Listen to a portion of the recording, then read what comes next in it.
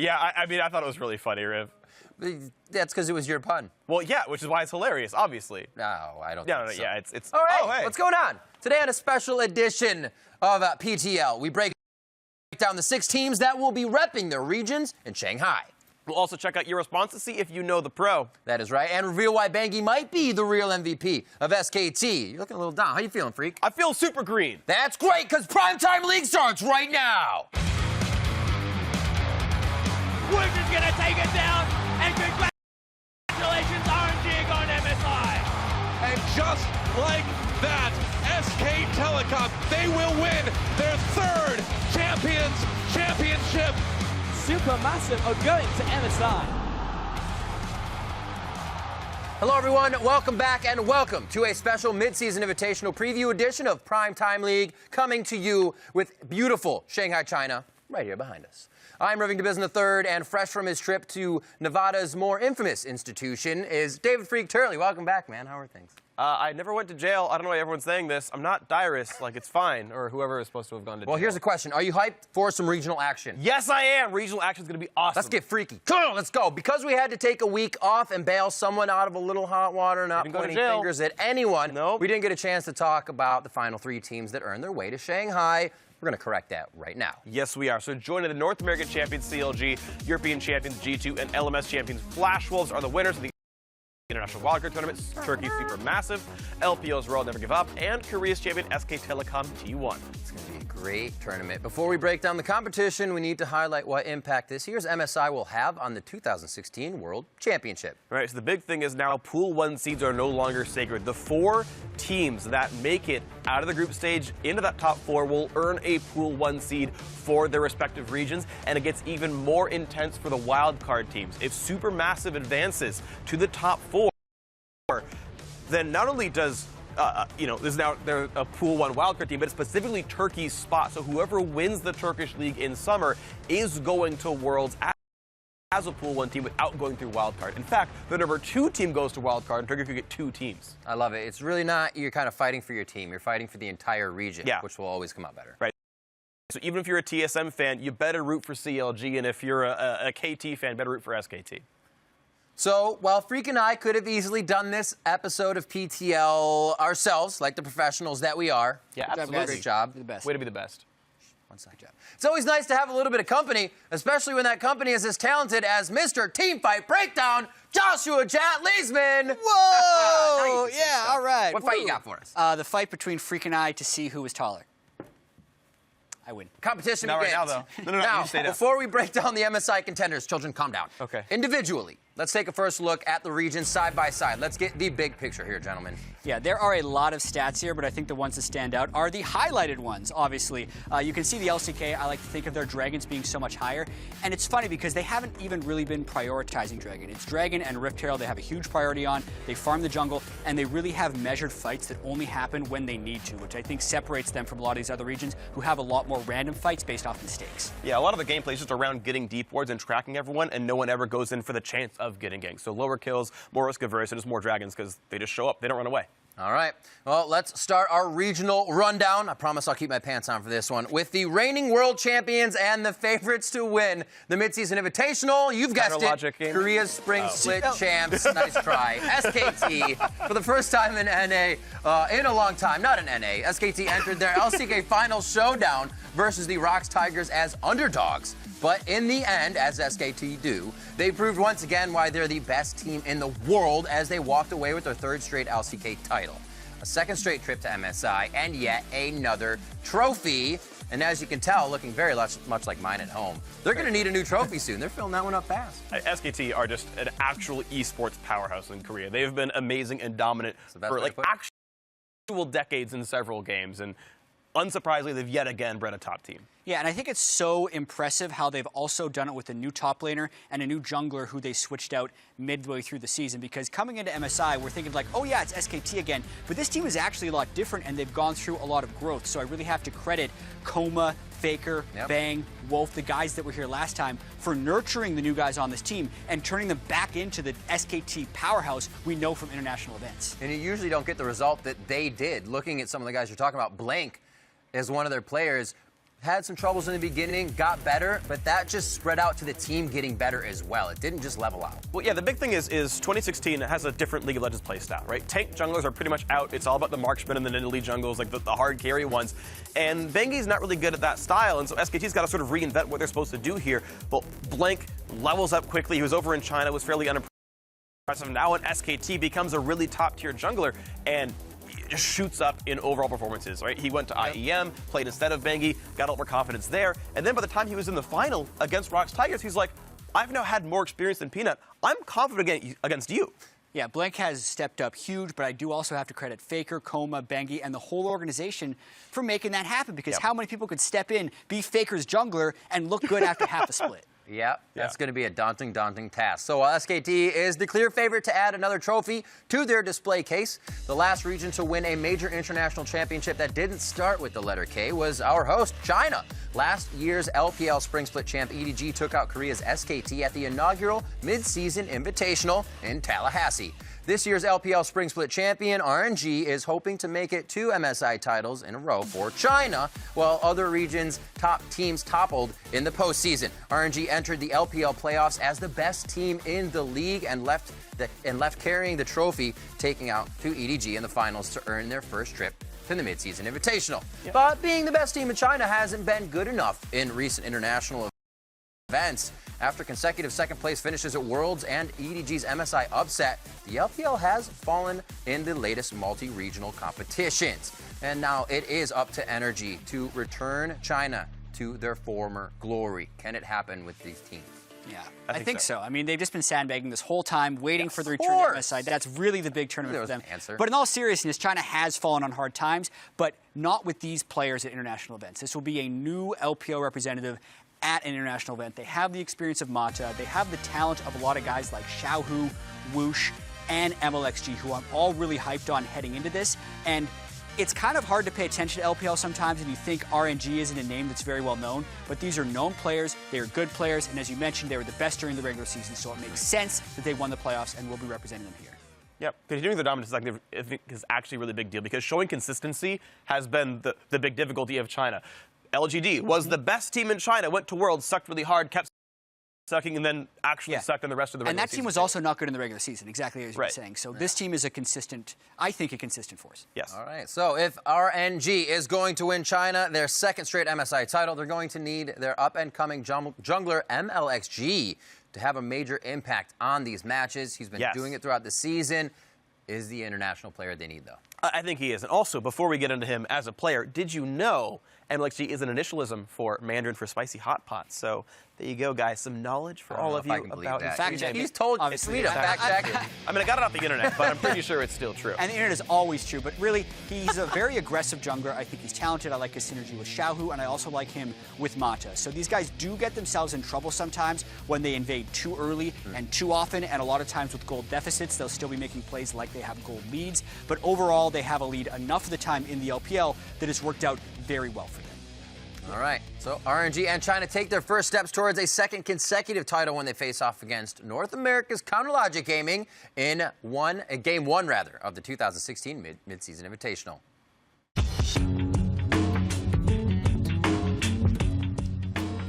I am here at the Forbidden City. Come find me if you want. Home to nearly 500 years of Chinese emperors, to see if you guessed the answer to this week's Forbidden Knowledge, or in parlance of our day, do you know the pro? Tell me. Earlier today, we tweeted out this close-up of a magical pro competing at this year's Mid-Season Invitational.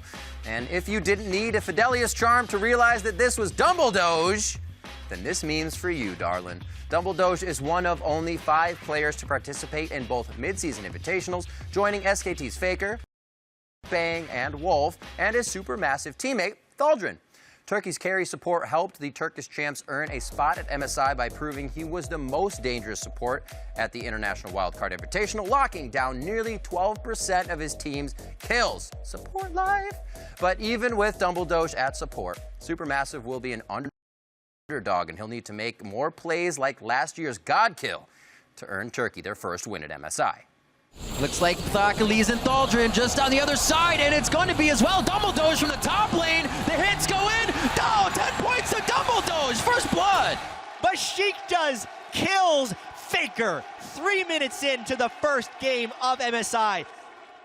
Gotta feel good. Yeah. So while Turkey is making their second straight trip to MSI as the wildcard representative, this year they're looking to build on their takedown of Faker, earn their region some international respect, and lock down an automatic berth into this year's World Championship. Is it possible? In order to do that, Supermassive built a super team at the beginning of the season, and as is the case with many a recent super team, they got off to a slow start. Go figure. But it's not how you start, it's how you finish, as we've heard many a player say as well. And Supermassive finished with a win at the International Wildcard Invitational, got a sick belt in the process. I hold that thing high. Yeah, that is an awesome trophy to take. Yeah. The IWCI belt. Exactly. It's almost as good as my belt. It's got a Draven mustache on it. It is much better than It's awesome. belt. It is much better than my belt, but it's okay. So, excuse me, sorry. Talk about Supermassive a little bit here, because to talk about their players, look, Thaldrin in the top lane, also Dumbledore in support. Those are sort of returning members from Besiktas. And again, a team that we saw last year at IBCI. They've also got really good mid laner in Naru, honestly one of the best mid laners of all time. He was on Dark Passage. We saw him at Worlds a while ago. A great player, but thing is, these are still huge underdogs. It's IWC. I think it's important to keep expectations in the right place, because this is definitely a good team, but unlike Worlds where they're playing against the second and third best teams from a region, MSI is a different beast. You're only playing against the very best from every single region. So while I think this is actually a better team than Besiktas was last year, with Supermassive having the super team and arriving, I still don't think it's very likely that they take a game. Maybe they get one, but I think it's less likely than if this team qualified for Worlds. And what's nice to point out, though, is if they do take that one game off the number 5 team, they can elevate the wild card seed by one and actually mess with that seeding there. So there is something, it's like, even if they only win 1 or 2 games, it's actually a real gain to be had here. Yep. All right. So while most people don't expect much from Turkey at MSI, the same could be said about North America after last year's dismal Worlds performance. But Counterlogic Gaming is used to being underestimated and overlooked. Despite cutting ties with one of the most vaunted AD carries in league history and replacing him with a rookie, CLG actually seemed to have gotten stronger, rage-blading their way past the haters and the competition to earn their second straight North American title and their first trip to the mid-season invitational. Can they make a splash now? Hey, it's going to be hard for them to do this. They have great team play, but there's a lot of questions about how good these players are. There's a lot of people that were haters, and CLG thinks they have really good players as well as teamwork, but honestly, it does seem like their teamwork is what carries them through. I think they have a very tall task at MSI. North America finished 5th place last time, and that was with a more hyped TSM team than this CLG team is hyped.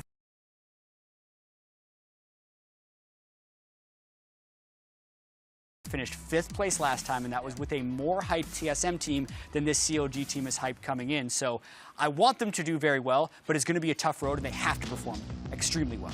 Yeah, and I think it's going to be, as far as individual performers, it's going to be Huhi and Stix have to step up and deal with how good the millionaires and AD carries here are at this tournament, and for Darshan to actually prove that he's a really top-tier top laner as well, because CLG operates around him so very much, he needs to be on top for him to handle He's this. definitely grown this year, almost a leader role as well with Apple now, but it's synergizing. They're not overlapping each other, so that's a lot of power there. So if North America is going to improve on their recent international performances, then CLG will need the support of their bot lane Bard Aframu. The best support NA guided a rookie AD carry and a rebuilt team to their second straight LCS title. Now he has an even bigger task ahead of him, guiding his region out of the group stage for the first time in more than a year of Worlds and MSI futility. Yeah, I think Aframu has really stepped up as a leader this year, especially with the departure of Doublelift and the tutelage of Stixxay as well as the rest of the team. So Aframu very much doesn't have the most spectacular statistics, but he's always filling the right role for the team. He will make the big play when necessary, and I think that's one of his biggest strengths. Yeah, and he, I think, is going to be very consistent as a player. I think Afro always steps up well when it matters. He's always been good. He was a great player in the finals as well. But now NA could lose that pool 1 seed at Worlds, so like he needs to be that great shot caller to manipulate the map and get ahead of these other teams. Yeah, and it's important that even TSM fans need to root for CLG. Yes. Because it's very important that North America keeps that top pool seed at Worlds. We're fighting Just against throwing each that out other, there. but Yeah. with each other. Everyone unite towards CLG doing well. It's very We're gonna important. get it. We're going to get it. So we'll get to see if the faithful will be rewarded once again when Aframu and North America's Counterlogic Gaming take on China's Royal Never Give Up in the first game of this year's midseason invitational.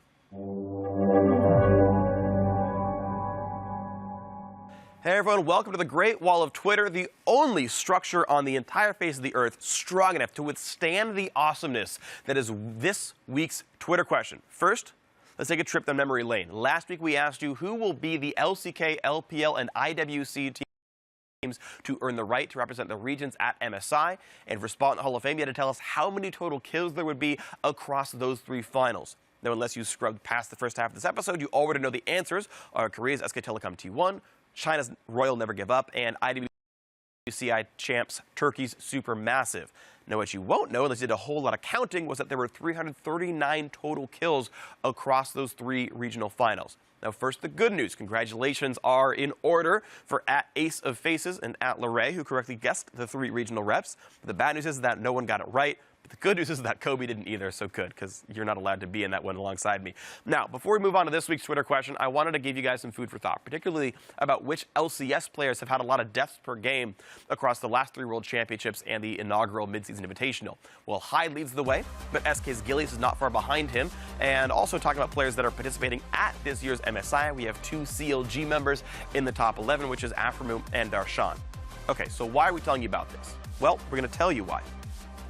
This week, we want to know an answer to a new question. First off, it's going to be which four regions will advance to the top four of this year's Midseason Invitational. And for a trip to the Hall of Fame, you also need to tell us which European player and which North American player will each be the first to die on their respective teams at MSI. This is not necessarily first blood, though of course it could be, but it's the first to get a gray screen on their teams. So as far as the top four are going, in no particular order, SK Telecom T1, Royal Never Give Up, Flash Wolves, and between NA and EU, I'm actually going to say EU's G2 is probably the better team to make it out of here.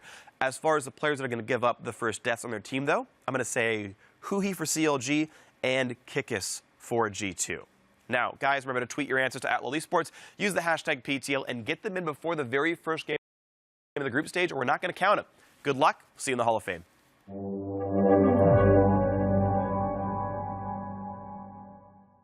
Welcome back. Thanks. Jada Seagery. How's the trip? Was it great? Yeah, really run fast. The whole thing? Oh, yeah, I'm super quick. That's a lie. The region that will be most likely responsible for the first kill of a European player at this year's MSI is none other than the LMS. That's probably why your vote was that. And their somewhat surprising champion, the Flash Wolves. After getting off to a slow start this spring, the stakeless Flash Wolves climbed all the way up to second place before sweeping aside the postseason favorites AHQ in the finals. There's a lot of what's there. Yeah, I mean, I think AHQ definitely underperformed in the finals, but you cannot fault Flash Wolves for their playoff performance. 6-0, I think Maple and Karsa are the heart of this team, and they played extremely well and clean in the playoffs. The question will be, what is the overall strength of that region as they move towards MSI, because they dominated those playoffs. Yeah, and finally, like, LMS can get a pool 1 seed, which I think they, judging by Worlds last year, deserve. And they've got good players all down the line. You talk about the jungler, the mid laner.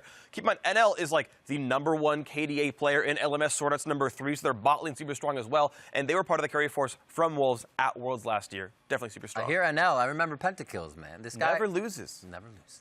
Sometimes. Leading the way for the Flash Wolves is their amazing mid laner, Maple as well. Got to talk about him. Despite having 8 of AHQ's 9 bans aimed at him during the LMS finals, Maple outperformed Chowie and Westor and is looking to improve why he's one of the world's elite laners during this year's Invitational. There's no slowing this guy down. Yeah, and there are stacked mid laners at MSI. Let's not be fooled. But I think Maple is right at #2. I think there's Faker and then Maple. I think it's obviously close with Perks and all the other guys up there, but I really love the way Maple positions in team fights and has a very wide variety of champions he can play. You can't really ban him out, and he has a very high chance of carrying any game that he's in. Anyone surprised here that Jap Canadians are a really big fan of Maple? Maple.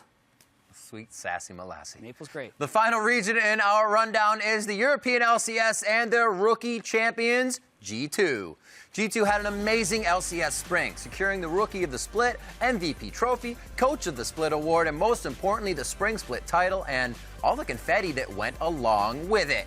G2 also set some European records along the way, finishing the regular season with the second highest winning percentage of all time and killing the record books with with the sheer amount of violence they rained down on their opponents while feasting on their tears. And while we don't know how these rookie phenoms will perform on the international stage, we do know that their games will be action-packed. These guys love to fight for no reason. And I love to watch them play. G2 they have reasons. Yeah, they have reasons because kills are worth gold and they're worth map control to then push turrets down with. But what's good to see actually is, you know, in their trip through the European playoffs, they never really back down. Now maybe there's some level of overconfidence.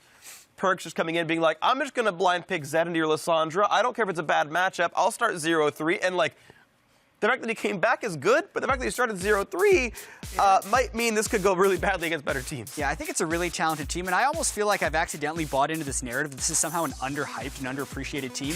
They won every award in Europe, for Christ's sake. Like, everyone knows they're good. Been good, the #1 seed from the regular season, the champions of Europe, so they have been good, and they've been getting credit for being good this whole split. I made the mistakes of saying they haven't been credited, but I thought about it a little bit, and holy crap, these guys have tons of credit. I think they're actually a good, strong team heading into MSI. They rode through. Everybody said they were the dark horse in the beginning. What are they going to do? Now they're riding up front with knight in shining armor, holding the staff, ready to win everything for Europe. So definitely a big change there. So we don't have to wait long to see how Perkz stacks up against the world's best mid laners. The European champions take to the stage versus China's hometown heroes in our second game of the Invitational, followed by a showdown against the defending world champions Korea later in the day. So all in all, a pretty easy day one of MSI for Perkz and crew. Perkz plays the 3 other best mid laners at MSI on day 1. If you ever want to prove how good rookie Perkz is against these 3 players, so that's going to be a whole bunch of fun. Watch these matchups for sure. And guys, the 2016 Mid-Season Invitational continues through the weekend as each team plays 10 games during the group stage. The 4 regions with the best record, I know, we're doing it together, at the end of Sunday's games will advance to the knockout stage. Yep, and then the knockout stage will feature the final 4 regions in best-of-5 series that will kick off on May 13th in Shanghai local time and wrap up the finals on the 15th. That's right, and we've talked about the 6 regions' best teams and their players to watch. Now it's time to take a look at their most hyped plays in a special MSI edition of the Penta, or as we're calling it this week, the Hexa.